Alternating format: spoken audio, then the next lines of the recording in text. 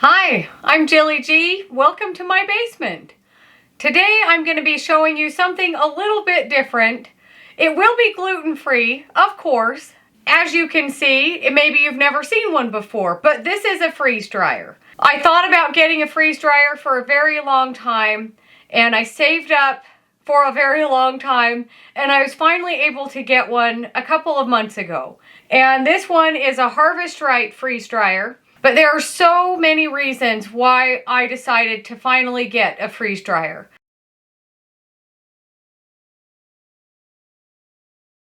If my garden does as good as I'm expecting it to, I'm hoping it to, so this is a really useful appliance to have in my kitchen or in my basement that will help me preserve my harvest.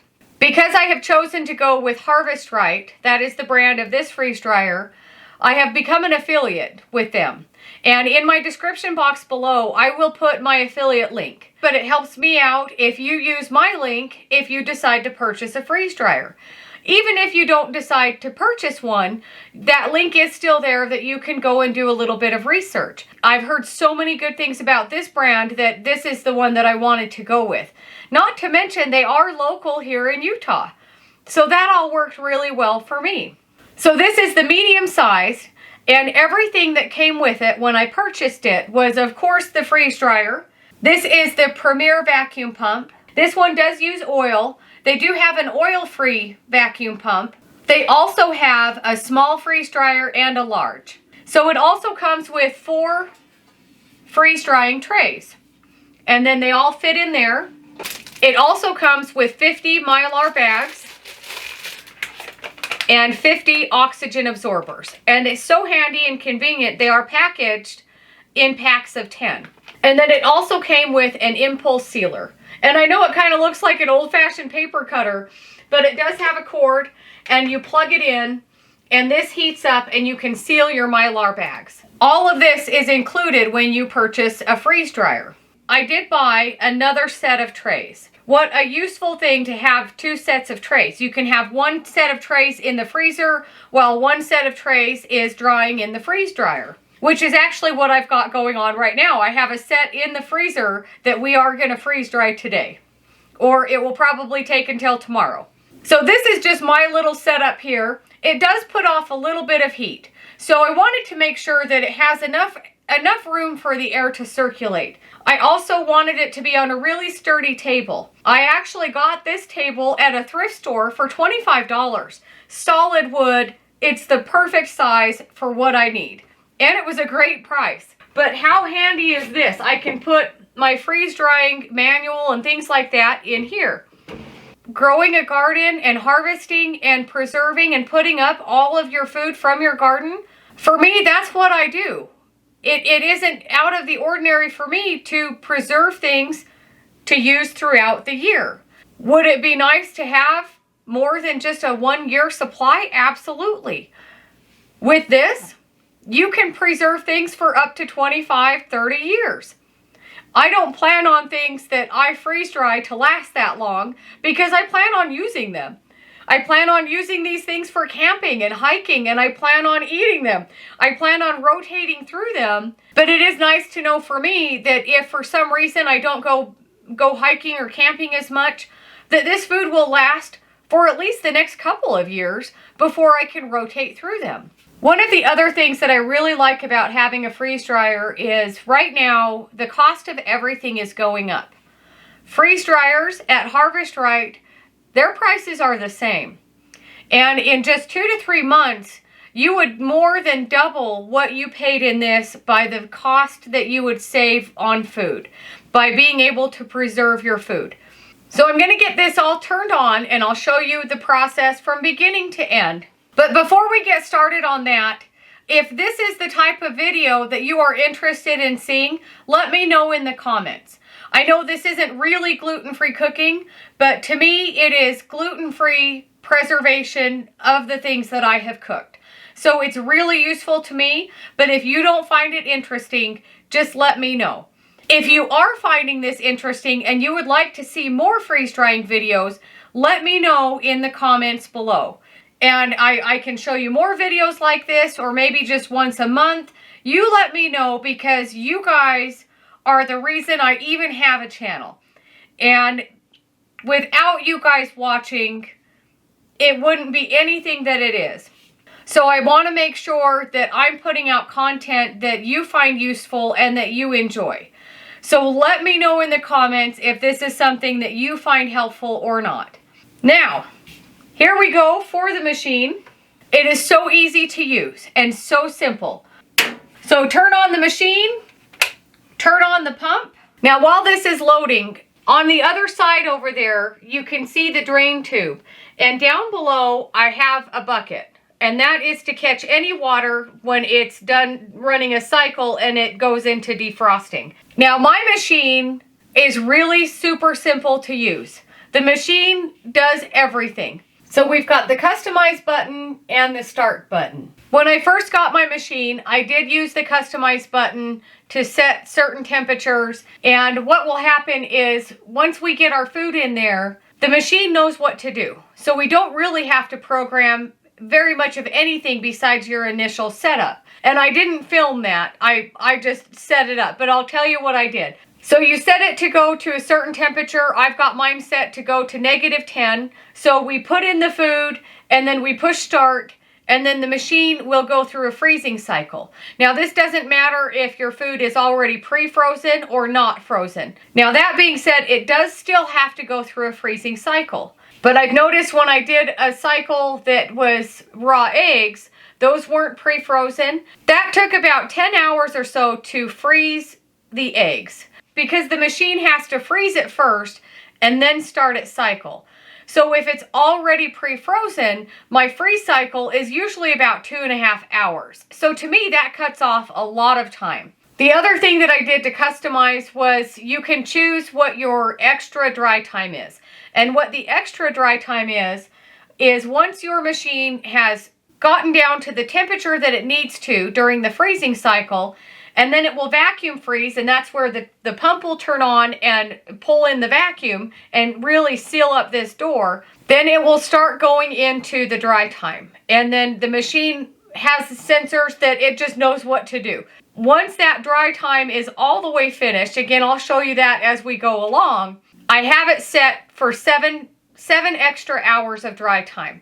That's just a standard number that I chose. I think you can go up to 12. You can choose 2. Any of that. I chose 7. I felt like that was a really good number. You can stop it or increase it if you need to. So once the machine has finished the dry cycle, I'll usually take things out and check. If they're not ready yet, you just go for however much longer you think, and you can periodically check that. One of the things I like about the extra dry time is if you start a cycle first thing in the morning and you're thinking that it might be done by bedtime or maybe by tomorrow night bedtime, and it isn't finished, or it will be finished but it will be 2 in the morning, you can just increase your dry time until you're ready for it, which is a really convenient thing to have. Or if you have to go to work one day, you can just increase the dry time until you know that you'll be home and you can take care of the food that you've just freeze dried. I'm talking so much this video. I hope you're finding it helpful, and I hope I'm explaining things well. So now that we are ready to go, all I'm going to do, I've got the door closed. We are going to push the start button. And it is kind of loud. Some people compare it to a washing machine or a refrigerator. I think it's a little bit louder than that, but that's just me. So now we have to wait 15 minutes while it's cooling the vacuum chamber. You don't have to have a card table. I just find it so useful. Another thing that I do, I write everything down.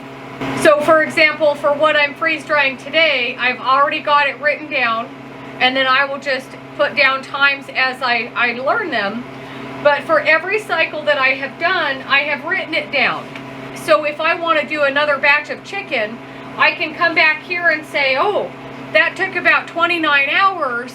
Then I can plan and prepare ahead and make sure that I will be available when it's finished. So this is just my own personal use. It's so helpful. And then I can look back and and kind of have an idea of how long something might take. Now we can load our food into the freeze dryer. But first we have to close the drain valve, and that is over here. And we just close it. So here is the food that I have that has been freezing, for about 24 hours. I've got 2 trays of some taco meat that I made.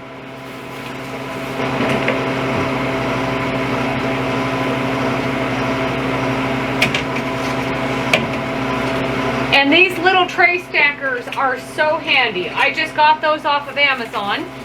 But those make it so you can stack all of your trays in your freezer. So 2 trays of taco meat going in, and you've seen me make taco meat before. The only thing I did differently with this taco meat is I actually added a can of diced tomatoes to it. But other than that, it is just my regular recipe that's here on my channel in the taco salad video, and it's in my cookbook. And then I have 2 trays of chicken enchilada filling, which my chicken enchiladas are also in my cookbook and here on my channel. This is just the filling, no sauce. All of it is just like it was already cooked, just like you would make your chicken enchiladas. I just did this and put it in the freezer. So now that they're in here, we close the door, and then we just push continue. And now it will go through the freezing cycle. So now the machine is vacuum freezing, and as soon as it's done vacuum freezing, it will go into the dry cycle. So once the machine is down to 500 instead of 2500 torr, that would be the pressure that we need to achieve before it starts freeze drying. I'm not very scientific. I hope I'm explaining it well. I'm about 14 minutes into dry time, and this will go until the machine feels like it's dry. And here we are the next day. The dry cycle went for about 22 hours, and it's been extra dry time for about an hour. So I want to check the food and see if it's all the way freeze dried, and then we'll go from there. So we just hit the cancel button, and then I have to open the drain valve, and then I can open the door.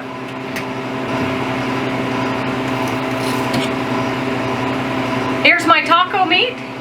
And then I have a moisture meter. It isn't absolutely necessary, but for me, if I'm going to spend all of this time and effort to store food that will last maybe 25 years, I want to make sure that I do it the right way.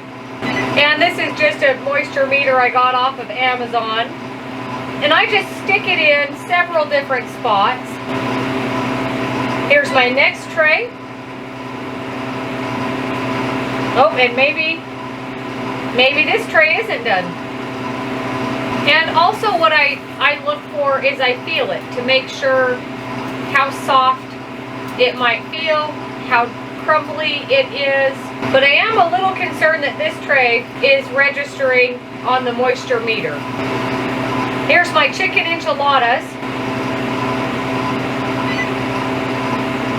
And you can see how easily this is just crumbling apart. And my shredded cheese is just crumbling. And I was concerned about olives, but they are breaking apart and pretty dry. Here's my second tray of enchilada filling. And this one, same thing. It's really crumbling apart nicely. You notice with the taco meat is a little bit stuck to the tray than this filling. Even though I think the enchilada filling is done, I'm going to stick everything back in for about another hour. Maybe 2 hours. I really want to make sure that it is all the way freeze dried. So now all I have to do is just push more dry time, close my drain valve, continue, and now I'll check that in about another hour, maybe 2 hours, and see what we've got then.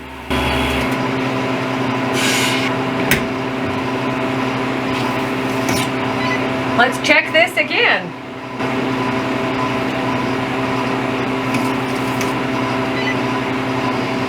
I think we're done.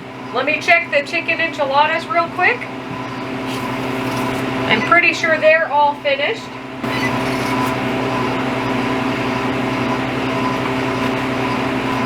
I think we're all finished. So now I'm going to select no defrost.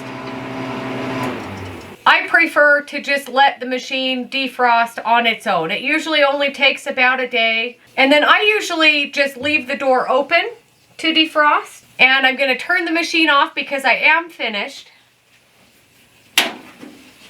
And I turn off the pump.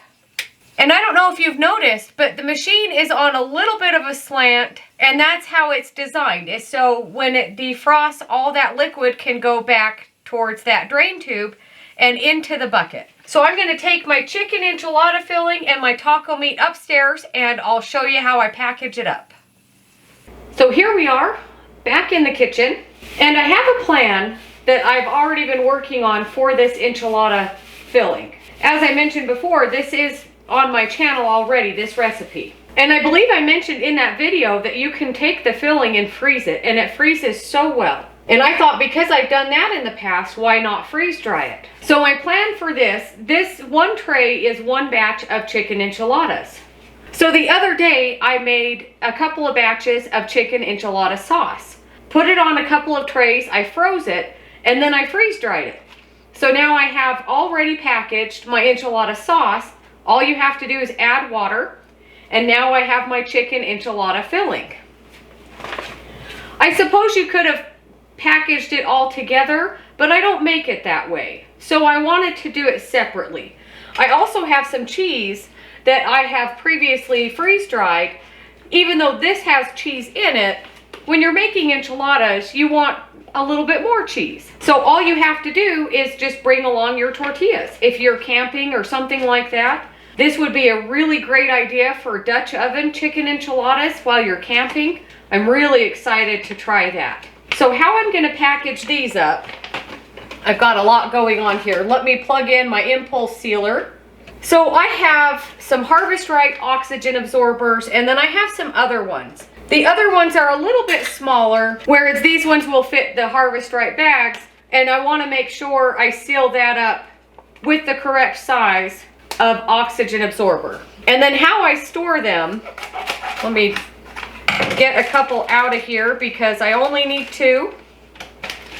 So one in there.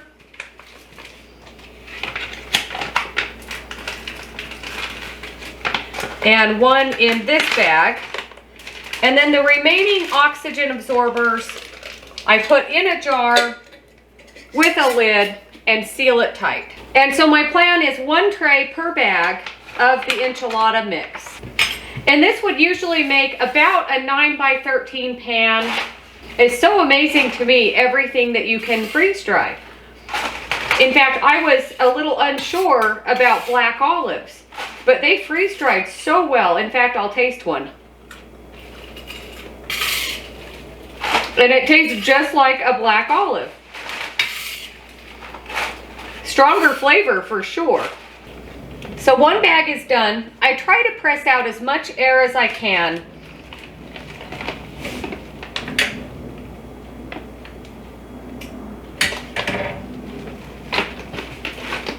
Make sure it's got a good seal. I'm actually going to seal it twice.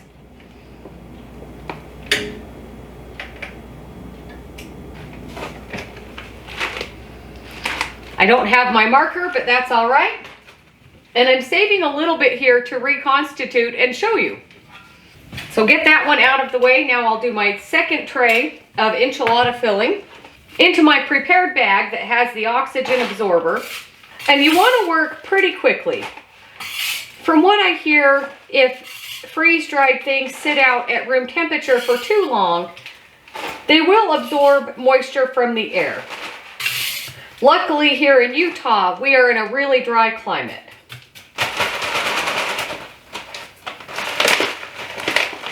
Try and push out as much air as you can.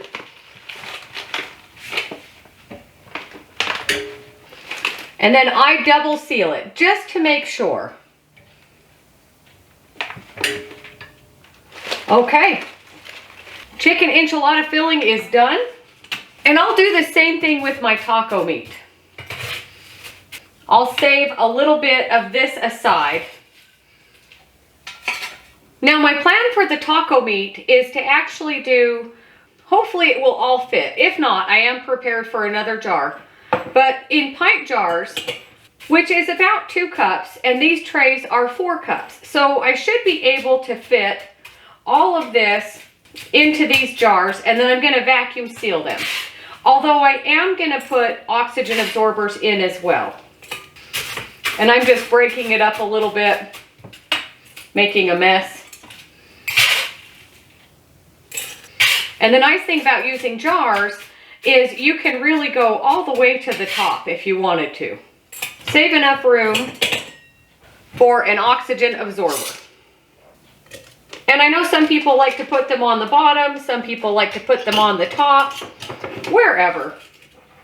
I'm gonna put this one on the top and a little bit more stuff on top.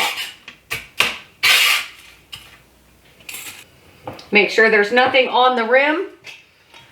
And then I have reused lids. Don't throw them away. They are so handy for things like this. They might not be good for canning anymore, but they're really good for sealing. So 1 jar of taco meat done. I ended up with enough taco meat to do 4 pint jars. And this bag, I've really kind of smushed it down, but most of this tray is in this bag. So that's pretty good. And I could have even gone with a smaller bag. Or this would probably have been enough for maybe 2 more jars. Or possibly a quart jar. And because I have 3 bags that are not marked, I'm going to get my marker. If for some reason I mixed these up, it wouldn't be the end of the world. They're kind of interchangeable if you're planning on enchiladas. You could substitute taco meat if you had to, but so I'm just going to write taco meat, about 3 cups. And of course the date. And then I'm going to write on my chicken enchilada filling. And I'm just going to write 1 batch.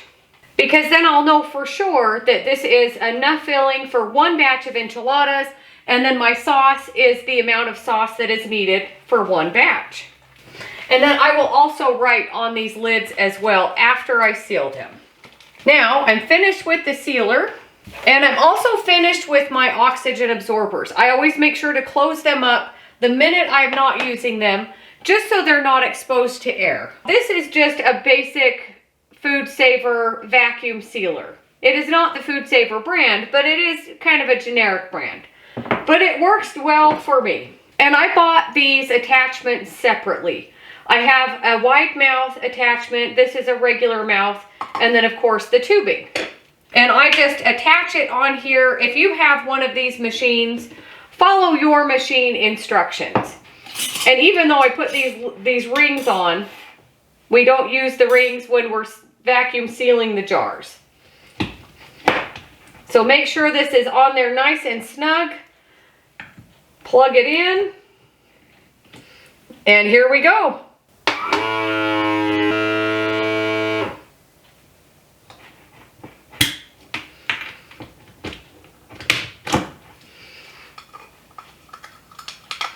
And sometimes this little rubber seal comes off when you take it off. It's just what it does. And then I just make sure that it is a good seal.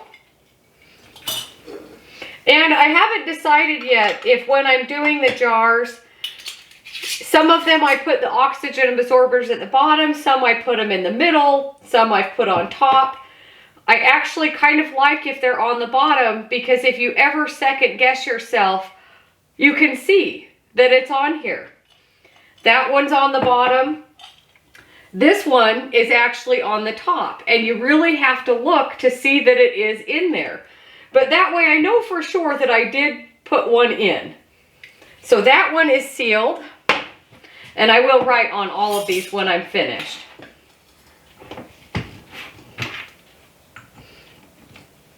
So I've got all of my jars sealed. Now I'm finished with this machine. So here's our taco meat and our enchilada filling. And all I'm gonna do for this is just add a little bit of water and see what we get.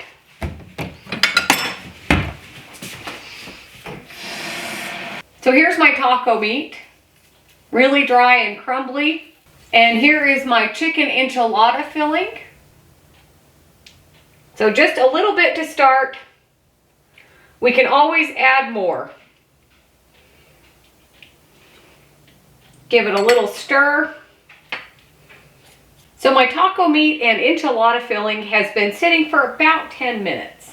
And there is a little bit of liquid that didn't get absorbed. So I think I'm just gonna let this sit for a few more minutes, and same thing with my enchilada filling. But things that I have noticed when reconstituting freeze-dried things is the texture isn't exactly what it was to begin with. Chicken and ground beef usually reconstitute really well. Cheese is a little spongy. This is my first time freeze-drying olives, so I'm curious to see what their texture is like. And one of the things that I really like about having a freeze-dried cooked meal like this is if you're camping or hiking or something like that, and it is super rainy and weather is unexpected, things like that, you could eat this cold. It's already cooked. It might not be the most appetizing thing that you've ever eaten cold, but you could. And there is still a little bit of liquid in this taco meat, which I don't mind, and even with the enchilada filling. If you add a little bit too much water, it will cook, and you can cook it a little bit longer to evaporate some of that extra liquid. But let's give this taco meat a try. It's so surprising to me how ground beef really retains its texture. And it tastes exactly the same, although it is cold. I would prefer it hot, but this is fine for now. And my chicken enchilada mixture, it has almost absorbed all of this liquid in this time that I've been talking. So let's give our chicken enchilada filling a bite. Make sure to get some olives in there. It tastes exactly like my chicken enchilada filling. It is cold, and I might have added a little bit too much water, but really the flavor is spot on. But if you make it into enchiladas where you layer it with your tortillas and some more cheese and sauce, I don't think you would ever know the difference. So here's all of my taco meat, and that was on 2 trays. And then of course my bags of chicken enchilada filling. As I mentioned, I already had my enchilada sauce that I did the other day. So now I could even staple these together, or maybe tape them together and store them. And here is my meal ready to go. All I would need are tortillas. But I'm still so amazed at how wonderful this is. What a great appliance to preserve meat at my house. And of course, not just for camping or hiking or something, for any time. If there's an emergency situation and the power is out, just add water and you can eat a cold taco meat dinner. I'm so excited for all of the possibilities of freeze drying. I've done some fruits already, I've done some vegetables already, and now I've got some meal ideas going. But I have so many plans of things that I'm gonna freeze dry, so many more meal ideas. And with having this shelf stable instead of taking up room in my freezer, now I can fit my freezer canister in my freezer and make some gluten-free homemade ice cream. And then I can freeze dry some ice cream. I keep hearing wonderful things about that. I'm excited to try that. So not just for fun and for camping and hiking, but also for food security and shelf-stable things that in my kitchen, I can't really make meat shelf-stable, but now I can. Again, let me know in the comments if this is something that you're interested in seeing. If you are, I will definitely keep filming as I continue to use my freeze dryer. But if you're interested in buying a Harvest Right freeze dryer, use my link below, and that does help support my channel, and I can keep bringing you more freeze drying content. If you have any questions or comments, let me know. Maybe you already have a freeze dryer. Let me know what you like to freeze dry if you do. But thanks for watching. Don't forget to like and subscribe if you haven't already, and I'll see you on the next one.